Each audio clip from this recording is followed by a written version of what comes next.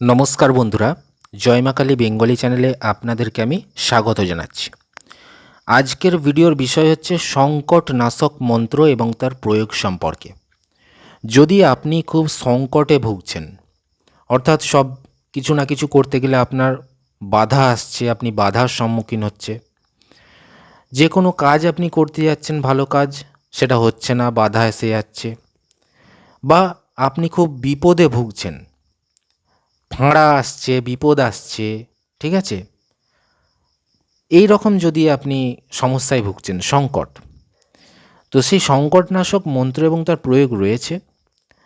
ভিডিওটা শুরু করবার আগে বলে দিই, এটি সম্পূর্ণ লোকবিশ্বাস ও আধ্যাত্মিক বিষয়ের উপর ভিত্তি করে এই প্রাচীন তন্ত্রমন্ত্র গ্রন্থ থেকে সংগৃহীত এবং তান্ত্রিকদের থেকে সংগৃহীত করা, এবং সম্পূর্ণ আধ্যাত্মিক বিশ্বাসের বিষয় হিসেবে দেখবেন কোনো রকম বৈজ্ঞানিক ভিত্তি নেই বা বৈজ্ঞানিক প্রমাণিত নয়।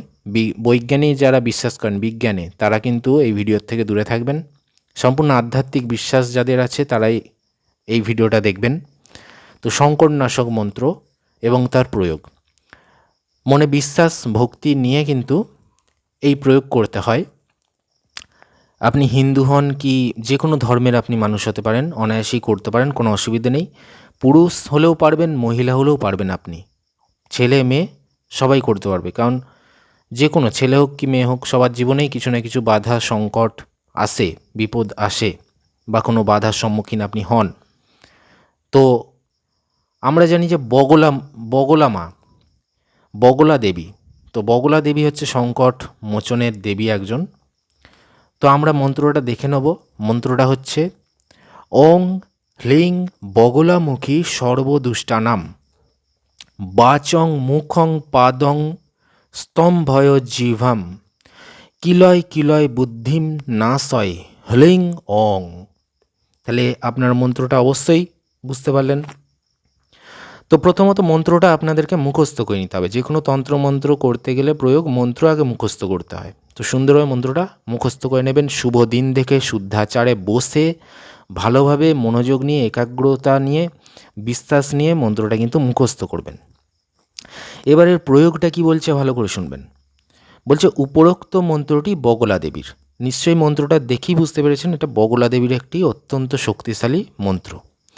অতএব স্নানান্তে মানে স্নান করে শুদ্ধ বস্ত্রাধি পরিধান করে, মানে শুদ্ধ পোশাক পরবেন, শুদ্ধ বস্ত্র পরবেন, স্নান করে বস্ত্র পরে বগলামুখী দেবীর চিত্র সামনে রেখে, বগলা দেবীর যে চিত্র পাওয়া যায় ফটো, সেটা আপনি আগের থেকে জোগাড় করে রাখবেন, যদি থাকে ভালো। তো সেই বগলামুখী দেবীর চিত্র সামনে রাখবেন। অবশ্যই যে জায়গাটা বসে করবেন সেটা পবিত্র স্থান হতে হবে, ঠাকুর ঘর মন্দির এরকম জায়গা হতে হবে। তো দেবীর চিত্রটা সামনে রেখে হরিদ্রা বর্ণের পুষ্প দ্বারা, মানে হলুদ রঙের ফুল আনবেন, সে হলুদ রঙের ফুল দিয়ে ভালো করে সাজাবেন। ধূপ দ্বীপ জেলে হরিদ্রার মালাতে হলুদের মালা তৈরি করবেন, বা হলুদ ফুলের মালাও তৈরি করতে পারেন। করে আপনি এই মন্ত্রটা 108 বার জপ করবেন, ঠিক আছে। সেই মালাটি দেবীর চিত্রে লাগিয়ে দিয়ে আপনি ওখানে বসে 108 বার ওই মন্ত্রটা কিন্তু জপ করবেন, ঠিক আছে। এবং এটা কিন্তু প্রতিদিন করবেন, দেখবেন আপনার আশাতীত ফল লাভ হয়। জপ সংখ্যা বাড়াতে পারলে বেশি ফল পাওয়া যায়। তো এখানে 108 বার বলেছে, আপনি 108 বারের বেশিও করতে পারেন, সব থেকে আপনার ভালো হবে, ঠিক আছে। তো ধীরে ধীরে দেখবেন আপনার যে সংকট, যে বিপদ, যে বাধা, সেগুলো ধীরে ধীরে বগলা দেবীর আশীর্বাদে কেটে যাবে। তো এটা কিন্তু বিশ্বাস নিয়ে করবেন, আধ্যাত্মিক বিষয়ের উপরেই কিন্তু এই বিষয়টা। ভিডিওটি ভালো লাগলে অবশ্যই লাইক করবেন, চ্যানেলটি সাবস্ক্রাইব করবেন, আর বন্ধুদের সঙ্গে কিন্তু অবশ্যই শেয়ার করবেন। ধন্যবাদ।